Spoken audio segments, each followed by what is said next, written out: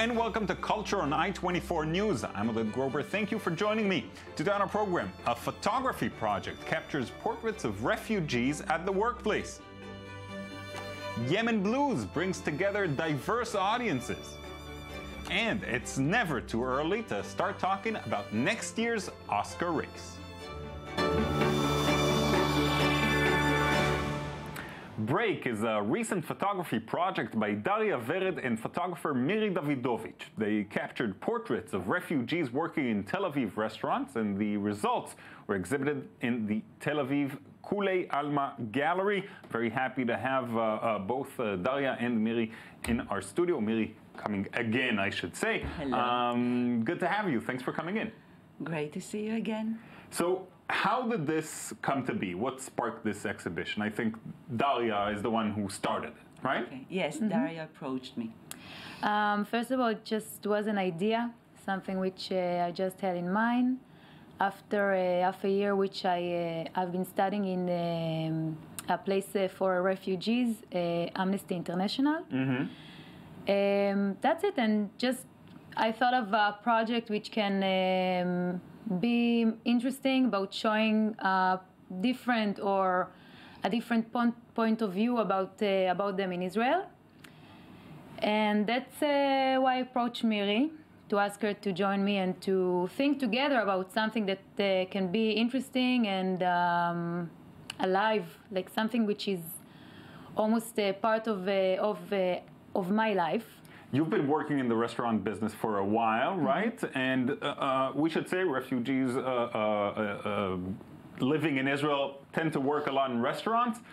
You said yourself that you didn't really notice them until a certain point in time, and I'm curious, what happened? Why then? Actually, it was really because of the project which I've been studying in the Amnesty. For a matter of fact, I think that it is very easy not to notice things that you don't want to notice. Right.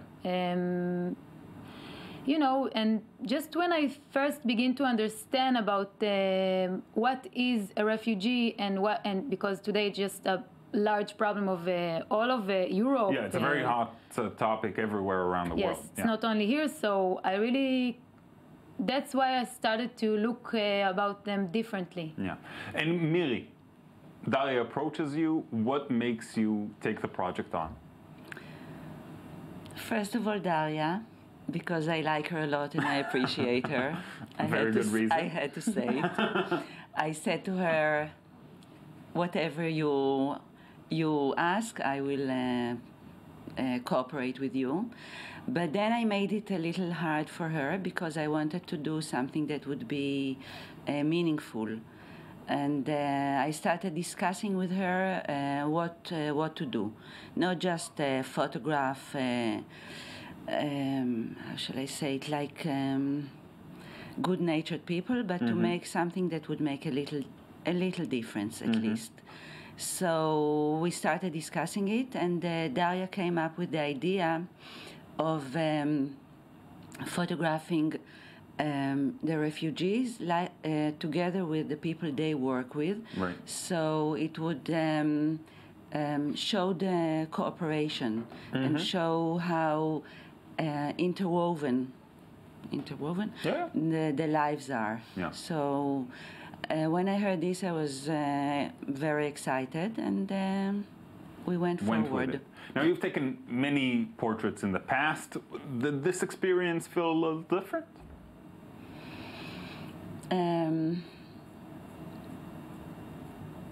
It's difficult to answer. Maybe a little bit. First of all, it's true. I've taken many kinds of portraits, so I wouldn't say yes, definitely. But I think that it was more touching, first of all. And there was a lot of laughter and a lot of happy feelings and warm feelings. And I also thought that the people are really beautiful, especially the refugees. Yeah. I was very touched personally. Now, what kind of dynamic is created between the refugees and the people working in the restaurants? I'm asking because in many ways it seems like they're working behind the scenes. In 99 out of 100 cases, they work behind the scenes, not in the front of the restaurant. They feel almost replaceable, as if one day somebody else will come in. It doesn't matter. Nobody notices. Does a project like this comes to fight against that notion? First of all, I think that, like in any case, there are all kinds of cases. I mean, there are restaurants which are the people work for 6-7 years, and they're like really one of the team. They are part of the team. Of course, that there are places which are less good for them, and they just like wash the dishes and go. Yeah. This is a part of reality which is different to. It's different to explain. It's different to say that there must be a different way, because this is part of our world. Yeah. We really try to show that there is and there are. It's not always the same, and most of all that it is part of the reality in the Israeli society. Yeah. And at the end of the day, these are people that we're talking about that work there. We have to It made a big difference for me. Ever since we did this project, I really pay attention and look and talk, and which didn't happen to me before. Yeah. Well, let's hope that creates that change with many more people. Daria and Miri, thank you so much for coming in. Thank you. Now, Yemen Blues is a group that fuses traditional Yemenite beats with Western sounds, a successful combination that has made them very popular in Israel, but also gained them a following in the Arab world. David Gombin and Ran Schneck met up with the band's leader, Ravid Kahlani, to understand the origins of their sound. It is a rare moment and a bit utopian in Israel. We are at Wonder Bar, a center of nightlife of the port city of Haifa. This city may well be one of the most tolerant ones, where Jews and Arabs gather to listen to music together. הליינאפ של Yemen Blues הוא מלכתחילה מכוון הכי לקהל שהולך להיות פה היום. אז אני מאמין שהם ייהנו, וגם עם השירים של האלבום החדש. Yemen Blues, led by its charismatic singer Ravid Kahlani, sings songs in Yemenite Arabic, a formula that has stirred audiences in festivals worldwide, and tonight is no exception.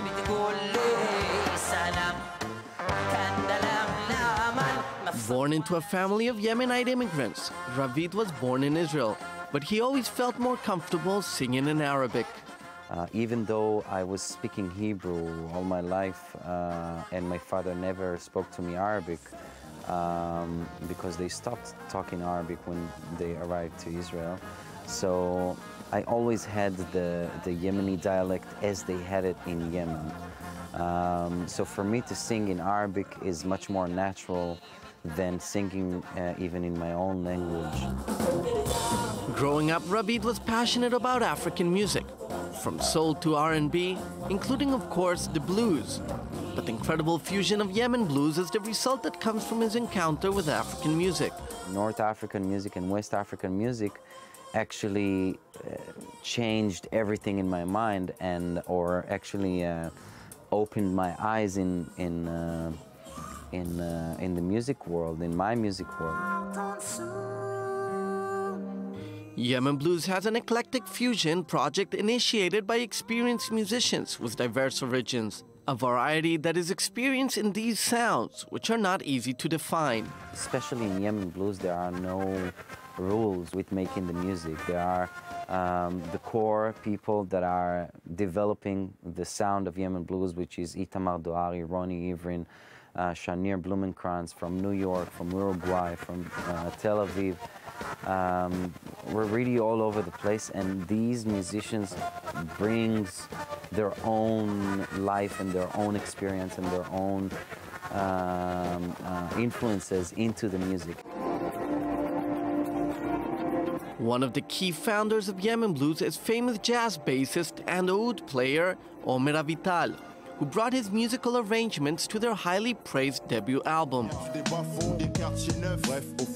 This second album includes outstanding collaborations with international musicians such as French rapper Oxmo Puccino. He's a huge soul, and he's bringing a lot of real hope into any situation. 2015 is a sad year for Yemen. The civil war and the Saudi raids affecting the country did not leave Ravid insensitive. In Facebook, someone wrote to me, we are here under attack from 5 different countries, and we are very lost and very sad about the situation, and we need hope. The next song I want to dedicate to Yemen. A song played by the singer on Facebook and has seen the number of supporters and fans from the Arab world to increase. The dream of unity for Ravid is slowly becoming true.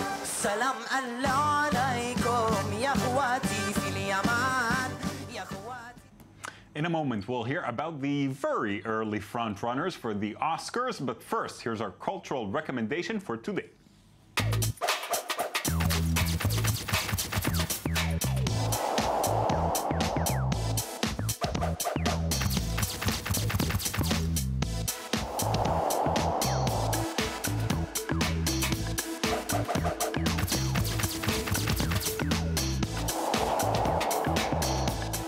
Josephus Augustus Knip was in the early years of the 19th century a young Dutch painter when he received a scholarship that would lead him to Italy in November of 1805 to a residence of 3 years in Rome.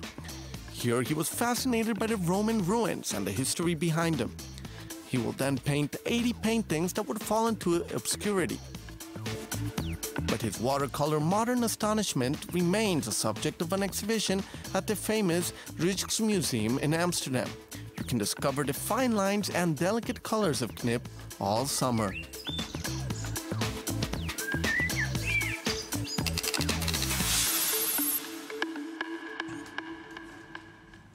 And now it's time for Shachar Peled segment, Off Screen. Hello, Dead. Hi. How are you? I'm wonderful. So, well, you might be wondering why at this time of the year, late June, we're talking about the Oscars. I am wondering. I have a few guesses. Well, everyone knows that Oscar season starts around September. But if we take a look at last year, then 3 out of the eventual 8 nominees for Best Picture and 2 out of the 4 eventual winners for acting were in fact in films unveiled on the first half of the year. And so I think it's a good opportunity for us to try and identify the strongest films and pictures that have a chance of reaching out to the Academy. You've done your homework. I have done my research. I admit it. So let's start. Let's start with the obvious. Pixar. It's Inside Out is a given. Every time that Pixar has a film, it wins. But I think that this year it's not only a slam dunk for the animation category, but also it might be a good chance, has a real shot in joining Beauty and the Beast, Up, and Toy Story 3, which all reached the shortlist for the animated film that was part of the Best Film category of that year. And so, since it's getting such rave reviews, both from critics and viewers, it really stands a good chance in this year's Best Picture nomination. If we're moving on to live action films, then usually these... Do we have to? We have to, yes, although everyone loves Pixar, and this film specifically. So we have to, and Sundance Film Festival is usually a good indicator in this case. This year, Alfonso Gomez-Rejon's moving dramedy Me and Earl and the Dying Girl, about a girl suffering from cancer and 2 friends trying to help her out and make her last days as funny and amusing as possible. It actually was one of 6 films in the history of the Sundance Film Festival to win both grand jury and audience awards. And so Fox Searchlight already already picked up the film, as it does with quirky indies, and launched it for a June 12. It was already launched in June 12 screening, and it actually stands an interesting chance. We remember Juno back in the days. That was a very interesting Although these nominee. sorts of films usually get nominated for the script or something, not very often do they get to the best but once film. again, because of the Whiplash of last year, which won both Grand Jury and Audience Awards, perhaps this film has a chance as well. Moving on to the foreign section, despite the Cannes Palme d'Or going to Dipan, this year Son of Saul is universally acclaimed, and the Hungarian film, Hungary's already sent it as its nominee. It stands a great chance this year. Yeah, it seems Best to be a foreign film of the year. Very interesting, and they love a Holocaust. How can they not? Holocaust stories in the Academy always play well. Yeah, so maybe Israel should keep whatever films that we have. Less we'll keep them for now. conflict, We'll wait 1 year. More Holocaust, yes, perhaps. Thanks, Jaffa. Thank you. We're done for today. I hope you enjoyed our show. We'll be back tomorrow with another one, of course, so please be sure and join us again.